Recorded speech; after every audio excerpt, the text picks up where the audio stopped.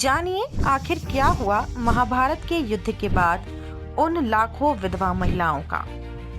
दोस्तों, आप सभी को कौरवों और पांडवों के बीच हुए महाभारत युद्ध के बारे में तो मालूम ही होगा, जिसमें कि पांडवों की जीत हुई थी। लेकिन इस युद्ध में करोड़ों सैनिक वीर गति को प्राप्त हुए थे, जिसकी वजह से लाखों स्त्रियां विधवा हो गई थीं। लेकिन क्या आपको पता है युद्ध के बाद आखिर उन विधवा स्त्रियों के साथ क्या हुआ? अगर नहीं तो आज के इस वीडियो में हम आपको बताएंगे कि आखिर महाभारत के युद्ध के बाद इन विधवा स्त्रियों का क्या हुआ। तो चलिए जानते हैं। दोस्तों, महाभारत युद्ध के बाद पांडवों में सबसे बड़े भाई युधिष्ठिर को हस्तिनापुर का राजा बना दिया गया था और बाकी चारों भाइयों को भी अलग अलग जिम्मेदारी सौंप दी गई थी, जिससे पांडवों के पिता धृतराष्ट्र और उनकी दोनों माता गांधारी और कुंती काफी ज्यादा प्रसन्न भी थे। दोस्तों, ऐसे ही समय बीतता गया और 15 साल कब निकल गए पता ही नहीं चला। फिर अचानक 15 साल बाद पांडवों के पिता धृतराष्ट्र ने अपने वन में रहने की इच्छा जाहिर की, जिसे जानकर युधिष्ठिर दुविधा में फंस गए थे। लेकिन अंत में उन्होंने अपने पिता की आज्ञा का पालन करते हुए वन में उनके रहने की व्यवस्था कर दी।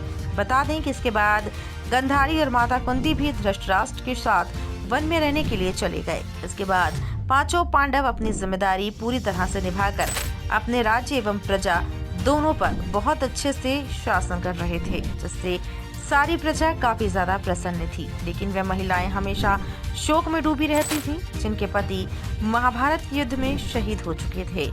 एक दिन अचानक ही सहदेव को माता कुंती से मिलने का मन हुआ, जिसके बाद पांचों पांडव भाई हस्तिनापुर की पूरी प्रजा के साथ वन में माता कुंती से मिलने के लिए गए थे।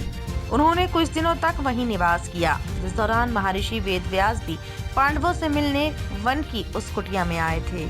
बता दें कि इसी दौरान महर्षि वेदव्यास ने उन विधवा महिलाओं को देखा जो कि हस्तिनापुर की प्रजा के साथ वन में आई हुई थी। उन्हें देखकर महर्षि वेदव्यास को काफी ज्यादा दुख हुआ, जिसके बाद उन्होंने उन महिलाओं को समझाया कि उन्हें इसके लिए शोक मनाने की जरूरत नहीं है, क्योंकि आप सभी के पति युद्ध में वीर गति को प्राप्त हुए हैं और आज वह जहाँ भी हैं उनकी आत्मा को शांति मिल चुकी है और वह प्रसन्न हैं।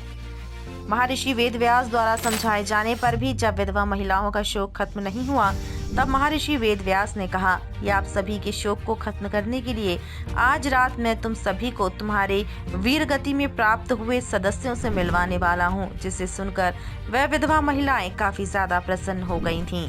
कहा जाता है कि इसके बाद शाम होते ही महर्षि वेदव्यास पूरी प्रजा और विधवा महिलाओं के साथ गंगा नदी के तट पर गए और वहां जाकर उन्होंने उन सभी वीर योद्धाओं का आह्वान किया जो कि महाभारत के युद्ध में शहीद हो गए थे। कहा जाता है कि इसके बाद वे सभी वीर योद्धा गंगा नदी से एक एक करके प्रकट हुए, जिसे देखकर सभी लोग प्रसन्न हो गए।